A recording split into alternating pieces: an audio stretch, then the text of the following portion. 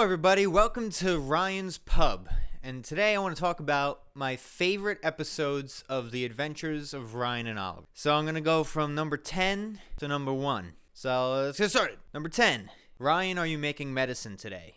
This is one of the few episodes on this list that is from season 1, but first of all, I love the title. It's called Ryan, are you making medicine today? So you see that and you're like, what? I don't even know, what is that? What happens there? Basically, I'll tell you the plot. Ryan opens up a pharmacy, and he starts selling drugs to... No. Children? No. That's messed up if he sells it. No, they're definitely not kids. But they don't look like adults. Anyway, I'm sure it should be fine. Basically, there's these characters called Jewel, Lee, and Smith. And the joke is, Ryan says, what's your name? And one of them goes, Julian Smith. And he goes, you're all Julian Smith? And he goes, no, we're Jewel, Lee, and Smith. And Julian Smith is such a random person. He was a YouTuber, like one of the pioneers of sketch comedy on YouTube. I used to watch him as a kid. But I just thought it's such a funny, like, joke for that to be their names. It's such a great joke. And then later on they go, where are you? Oh, I'm Justin Timberlake. You know, I love that joke. So I love these characters. I want them to appear again, but if they appear again, they'll have to have another joke like that. And they did appear again in the prison episode where their names were like Alan Rickman or something. Alan Rickman. But the joke wasn't as funny, and that, I don't know. But I do want them to appear again. They're good characters. Basically what happens in the episode is Ryan sells them drugs. They take too much and they turn into monsters, and Ryan has to stop them. Yeah, that's a weird episode. When I showed that episode to Mano, who voices Cousin Montague, I think he said that was one of his favorites. It's one of my favorites, too. It's a great episode. All right, number 9, Bonfire Dave's birthday party. You know, Ryan, tonight was the fail of the century, but the pizza was a score. But other than that, this was probably the worst night of my life. This is sort of, now it's at the end of season 2 when I made this. But I realized I want to make an episode based on a true story. So I thought, let's do that story about me and Mano going to Bonfire Dave's Halloween party. It's very loosely based off of that. I'm not going to tell you what happened at the party because it was an insane experience. When I made the episode, I changed it to his birthday party, and I thought, well, it's a perfect thing to turn into an episode because Dave is already a character, and Mano plays Montague. That's why it's Ryan and Montague go to the party instead of Ryan and Oliver. So basically what happens in the episode is Ryan and Montague go to this party, and nothing's happening. They just want to get the heck out of there. And then they go to some Irish pub, and that second half of the episode in the pub is all a reference to Cousin Montague's first appearance in the episode Cousin Montague, where they go to a pub and Ryan wrote a Christmas song, and when he walks in, he says to the barman, he says, hey, I wrote that Christmas song, and the barman goes, to have the guy who wrote that song in my bar, which is, it's not even a joke, it's just a badly written line. But Scotty, who voices Uncle Jacques and many characters, he saw it and he thought it was the funniest line, and he would tell me that, like, in conversation, he'll bring up that line. So in the Bonfire Dave birthday episode, when that line gets reused, but now it's a joke. And it's a reference to this just stupid line from the other. And then, so Ryan, he says, I'll play the Humbug Dog song, which is a Christmas song he wrote. But it's not Christmas. The episode came out in May. So he goes, I'll change the lyric to be about the summer. So the song starts, and there's a long intro with nothing going on other than piano. And Ryan goes, it is snowing. Which I just think that's funny. And then Uncle Hamish comes in, stops the show dead in its feet, and Uncle Hamish is a great character. We'll probably talk more about him later. Number 8, Cousin Montague's Summer Barbecue. So after I made Cousin Montague, which is the first episode where I got someone else to be in the show other than myself, i.e. Mano to voice Montague, that episode became like a cult classic in my friend group, and notably Scotty was like, you gotta make the sequel, Cousin Montague's Return. So the season 1 finale was like a big Cousin Montague returns and sort of ruins their lives. And the whole plot of the episode is Ryan and Oliver are invited to a barbecue at Montague's mansion in the south of America. And they meet Montague's friend Ryland, who, even though Ryan doesn't think so, looks exactly like Ryan, except he has a mustache, which is just a stupid joke. I thought that's why it was funny. It turns out that they were, and the episode ends, and spoiler alert, they were kidnapping them. And it's sort of a two-parter with The Adventures of Ryanton and Montique is the following episode. So I'm counting Summer Barbecue on my list, but really it's a two-parter. So both are counted here. There's a song at the end because there was a song in the original Cousin Montique, so I thought I got to have another song if Montique's returning. So I wrote a song called We Want to Be Your Friend, and it's a really, like, we want to be your friend. It's a really stupid song.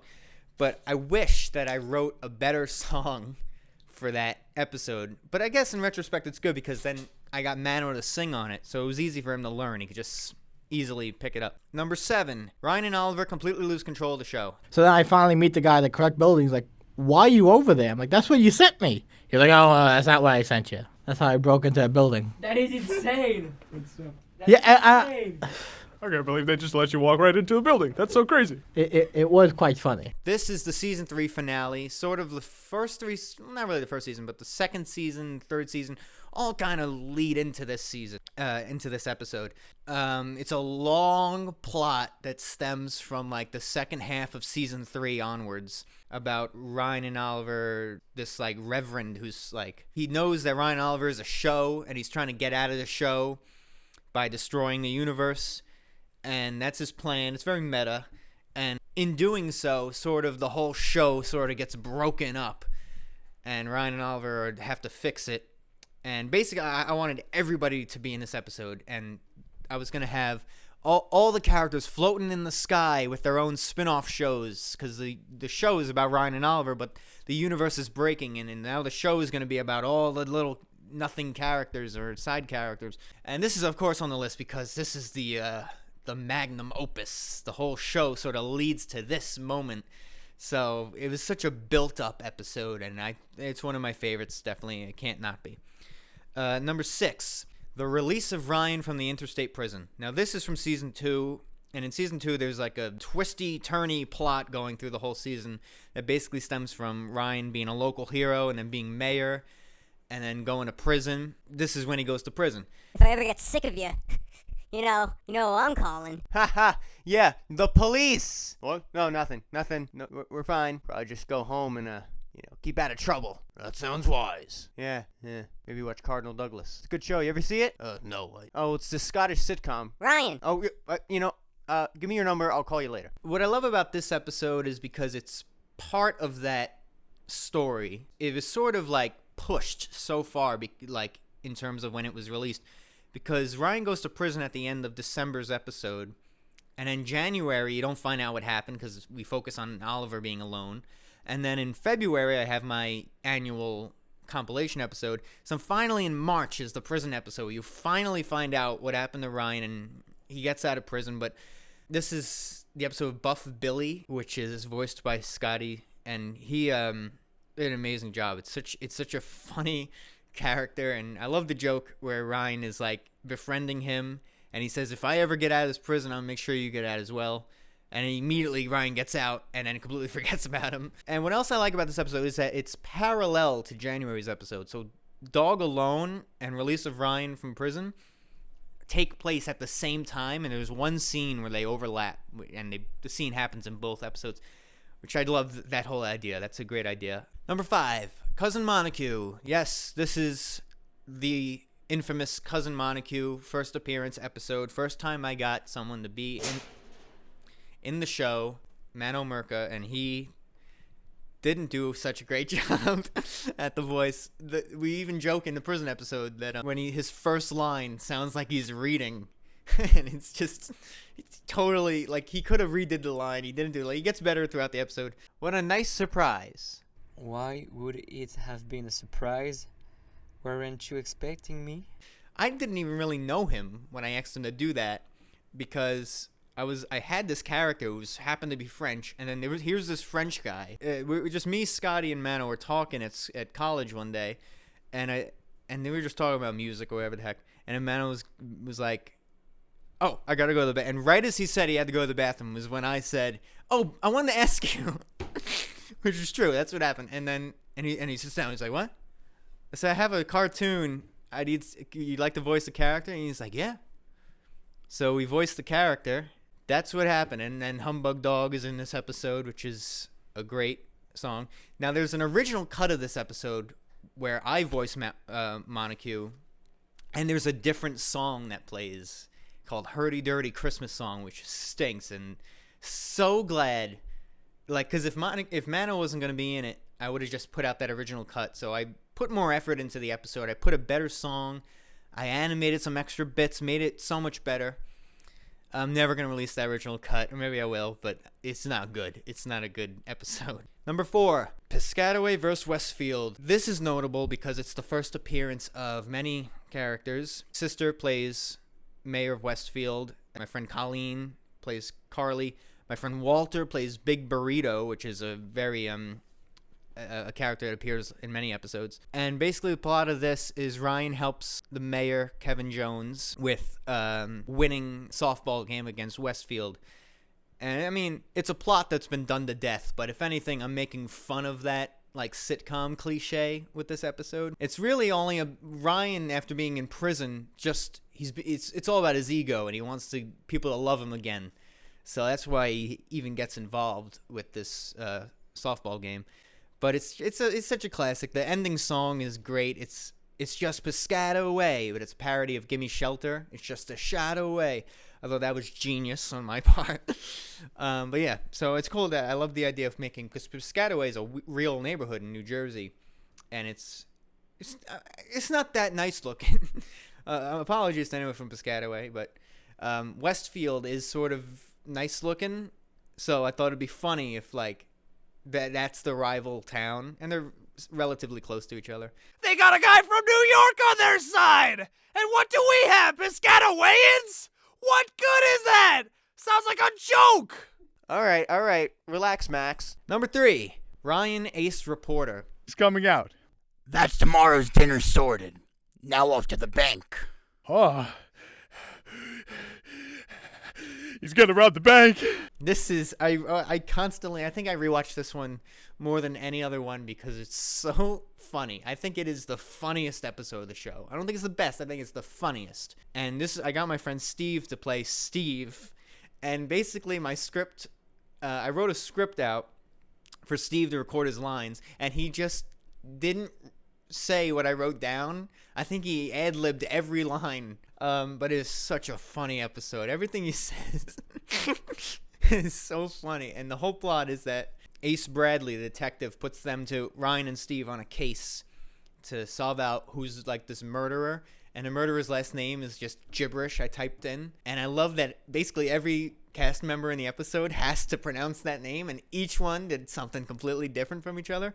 I think my favorite is Dave. He said...